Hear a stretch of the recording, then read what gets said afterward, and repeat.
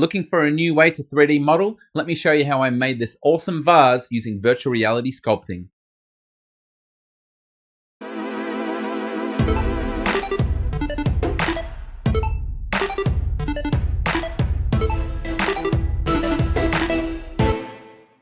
Earlier this year, the STEAM club at my school decided they wanted to spend their hard-earned money on setting up a virtual reality room. So we got a second-hand computer, a HTC Vive, and we've never looked back. It's been absolutely awesome. I knew that I wanted to have my own one at home, so I saved up, and again, I did it on a budget. I got the Vive second-hand, I got the PC to run it second-hand, and pretty much the only thing I've got new has been this new HTC Vive wireless controller.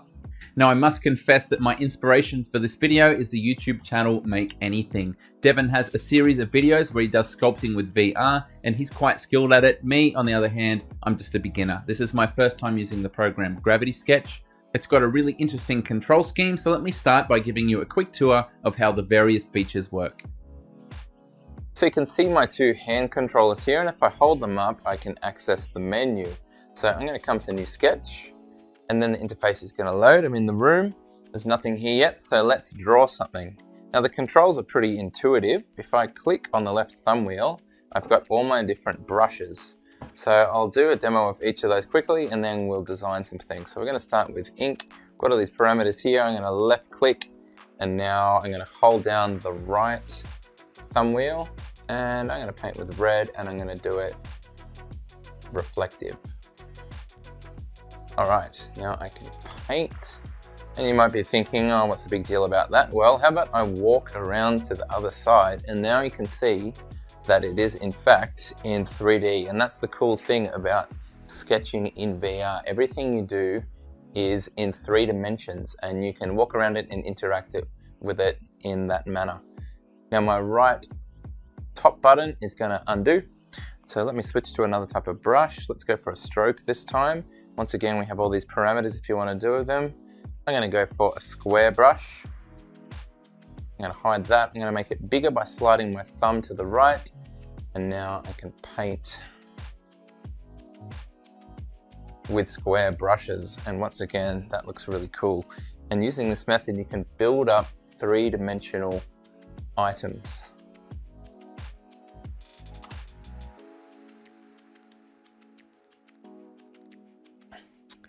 Awesome. Now on the controller, you can see these two buttons are highlighted white. They're pretty subtle on Vive controllers, but if I click and hold one, I can rotate individual pieces. If I click and hold it on the left and right at the same time, I can use it to pinch zoom equivalent in and out to make things bigger and smaller, and to rotate everything. So for instance, I might want to do something really detailed, so I can zoom it in, do that detailed part, zoom it out, and then rotate in the world. You could also do this to make this building scale. So if I make this absolutely enormous, now I'm walking around inside my creation, which is a pretty cool novelty. I'm going to zoom back out. Now, next brush, revolve. We're getting into some really cool stuff now. So I'll do round, and I'll leave everything else as default. And you can see here, I've got this black line through the middle of the room. I'm gonna do my two-handed pinch to get this vertical. And now using one hand only, I'm going to swipe a path by holding down the trigger. And I'm gonna zoom out, and you can see that it has revolved this double donut pattern, because that's what I drew. How cool is that? And try the next brush. Curved surface. You can change the amount of curve here as well as some other parameters. But with this one, I need to use my left and right hand at the same time. So once I hold down the trigger on the right hand, nothing actually happens. So when I set the position of my left hand and then hold down that trigger, all of a sudden I'm drawing, and I can move in and out, twist around, and do all types of things here. And I've got my very interesting geometry once again. It'll be extremely hard to model this using a loft or any other similar tool that you might be used to in existing CAD software. Let's undo that one and look at our second last one. This one is the volume tool. It kind of reminds me of the hull tool when you're using OpenSCAD. So basically, whatever I draw it's going to fill the 3D space in between. So for instance, if I was to draw what would take up a cube, you can see it's filling it in. I just need to come down to each corner and everything will be made solid in between. So it's a pretty dodgy one, but there's a cube. And undo, go to my last option, and that is the primitives. So we've got all these different ones to choose from. I'm going to go for a capsule. And now when I click the trigger, it appears. And like always, I can pick up, resize, move, whatever I need to do. So that's a rundown of the various tools of the software. So let me show you how I made this vase, as well as the world's worst benchy. And it's time to create something. So I want to try and make some cool vases. So I'm going to come into stroke and I'm going to set it to square, fairly big, and you've got this tool down the bottom called polar symmetry. So if I put this up to 12 sides, you can see I'm getting my preview up here. And now I'm going to click my thumb wheel to get rid of that, rotate this to be vertical. I'm going to start with up the top, hold down the trigger till they join, and then swipe spiral. Once again, get them to join at the bottom. How about that? That has to be 3D printed. That is a very, very cool shape. This time I'm going to come down to my volume. And once again, I'm going to turn on polar symmetry. And I need to rotate my axis to be straight up and down. Now I'm going to do a very similar thing again. Need to cross over to that center point. Okay, now it's completely symmetrical. I've got this very interesting shape here. Very interesting indeed. I'm gonna have to chop the bottom flat in Meshmixer. Gonna add a little bit more to it. Like some ears. And my final challenge is to try and make a benchy. I'm not expecting it to be any good. I'm just going to do my best, and it's going to be laughably bad, I'm sure. So I'm going to come and stick with the volume tool, and let's see how well I can draw this first go. So the top comes out to a point, and then back to a flat base. Try and get that profile the same on both sides. And then on the underside, comes down across and then to each corner. So out to here, out to here. Let's have a look at that. That is not the best thing I've ever seen, but probably not the worst.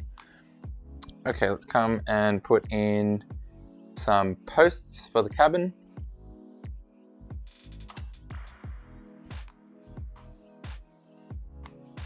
Let's get the whole thing bigger, and then this one smaller.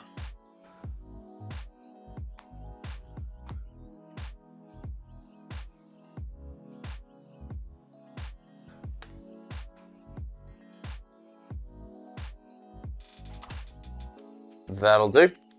Okay, we'll come back and pick a different primitive for the chimney. Click over here, and that is way too big, so let's shrink it down. We make the benchy a little bit bigger.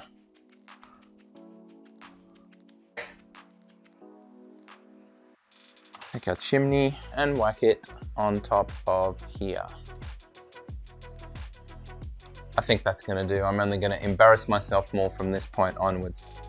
That's the fun part over, which means it's time for the hard work, and that involves cleaning up the 3D geometry in Meshmixer. Unfortunately, the geometry that you export from Gravity Sketch is completely separate and not exactly watertight.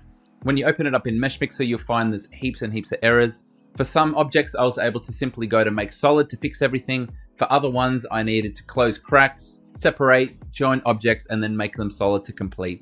For all of them, I needed to do a plane cut on the bottom, and that will give it a nice flat surface suitable for 3D printing. The printing went pretty well. I did the first one on my Prusa Mark III, experimenting with octolapse now that the new version is out ahead of my guide. I have no idea what you would call this shape, but it's pretty interesting nonetheless. Next up, the embarrassing benchy, and I'm currently starting to review a JG Aurora A5S, and I thought this was a good chance to throw a file its way to print. It seemed to do a pretty good job, and you can expect a fuller review of that in a few weeks' time. Finally, this vase. I love the way it looks as you spin it round. It's a really cool thing to hold in your hand. Using my flexible webcam mounting system, I position the camera looking at a bird's eye view from above, and I think the octolapse resulting from that looks really awesome with it spiraling towards you. This one was done on the Tevo Tornado, and the final print quality is not the best. This type of geometry is not really suited to the large 0.8 nozzle that I've got fitted to that printer. That's going to wrap this one up. I hope you enjoyed it. I'm always looking for new and creative ways to push myself and showcase on the channel.